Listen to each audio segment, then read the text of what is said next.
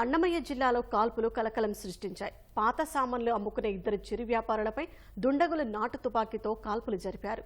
ఈ ఘటనలో హనుమంతు అనే వ్యక్తి మృతి చెందగా రమణ అనే వ్యక్తి తీవ్రంగా గాయపడ్డారు. పోలీసులు కేసు నమోదు చేసుకుని దర్యాప్తు చేస్తున్నారు. అన్నమయ్య జిల్లా రాయచోటి మండలం మాధవరంలో పాత సామాగ్రి వ్యాపారులపై తుపాకీ కాల్పులు కలకలం రేపాయి.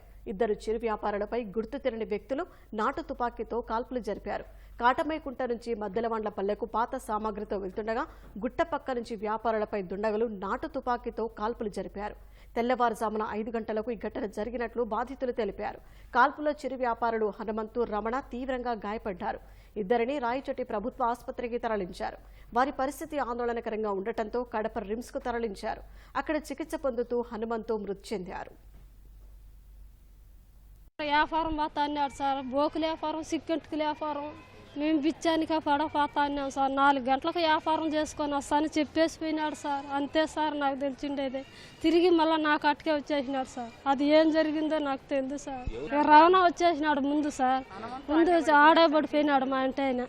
మళ్ళీ ఈ పిల్లోడు వచ్చే తర్వాత మా ఇంటి ఆయన వచ్చినాడు సార్. అడిగినా సార్ నేనేమో ఏం జరిగిందంటే చెప్పలేదు సార్, మాట్లాడలేదు సార్.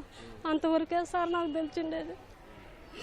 పిల్లలు చిన్న పాపడ పెళ్లి కాలేదు సార్. నేను ఎట్లా బతికేది సార్? నేను ఊరు లేరు సార్, శత్రువు లేరు, అసలు కొట్లాట కూడా పడు సార్ మా ఇంటైనా. నేను ఎట్లా బతికేదని నాకు అర్థమే కాలేదు. చనిపోయినాడని నా బిడ్డ కూడా అంతవరకు నేను ఫోన్ చేయలేదు సార్. నేను ఎట్లా బతికేది? నా బిడ్డ ఆడే ఉంది సార్, కాటవేకుంట కన్నా మా ఊరికన్నా ఉంది. ఆడబిడ్డకు తెలియదు సార్ ఎట్లా అయిపోయింది. ఉండాలమ్మా బతుకొనే ఉన్నాడని చెప్పినాం సార్. ఎంతవరకు తెలిసిందంటే ఆ పాపడ బతుకుతా సార్. మాకు ఎవరు లేరు సార్. ఆ పిల్లోనికి ఇప్పుడు చచ్చిపోయిన పిల్లోనికి 2 ఏట్లు దెబ్బలు మంచి ఏట్లు పడినాయి. అమ్మా అని ఆ పిల్లోడు అరిచి ఎప్పుడు కిందికి పడిపోయినా కొద్దికి ఏమన్నా అని ఈ పిల్లోడు పెరిగిస్తామేనంటే ఇది ఎట్టొచ్చిందో వానికి పడిండేది కూడా తెలియదు అంటే ఇప్పుడు ఉండే రవణాకు. ఆ పిల్లోనికి ఎడగొట్టేసారి దెబ్బ తగిలిండేది, బాసం వారికి అంత తగిలింది. ఆ ఎరకు ఈ పిల్లోడు ఆ నొప్పి మీద అటింటి కడుపు వంట కట్టుకుంటూ వాళ్ళు కట్టుకున్నాడు. పెరిగెత్తుకుంటా వచ్చేసినాడు. అప్పటికి కూడా పండుకొనే ఉండదు సార్. మేకల కన్నే ఆడికి వచ్చే కొద్దికి అమ్మా అమ్మ అమ్మ అని అక్క కొడుకు ఆ పిల్లోడు అమ్మ అమ్మ అని పిలుస్తాడు.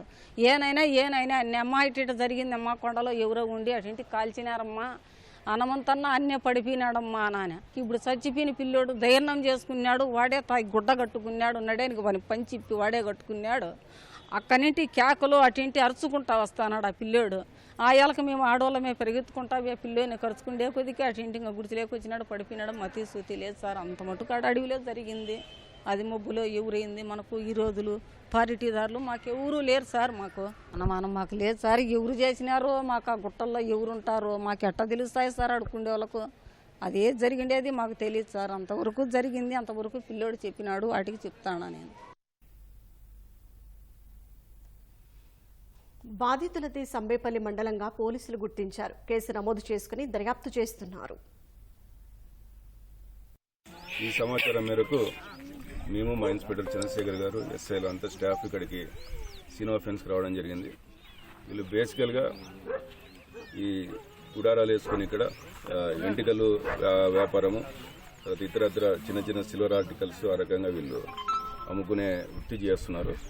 ఇక్కడికి వీళ్ళని విచారిస్తే సుమారు ఒక 10 రోజుల కిందట ఇక్కడ వచ్చినారని చెప్పి తెలిసింది. బేసికల్గా వీళ్ళది నామాలకుంట సమేపల్లి మండలం వీళ్ళది. ఈ క్రమంలో మేము అన్ని కోణాల్లో దర్యాప్తు చేస్తూ ఉన్నాము. ఇది ఏ రకంగా జరిగింది, ఇది నిజంగానే కాల్పుల సంఘటన లేకపోతే ఏమి, వీళ్ళిద్దరి మధ్య ఏమైనా ఉందా, ఇవన్నీ కూడా మేము దర్యాప్తులు తేలుతాయి. దర్యాప్తు అయిన తర్వాత మేము నిజ నిజాలను నిర్ధారించడం జరుగుతుంది.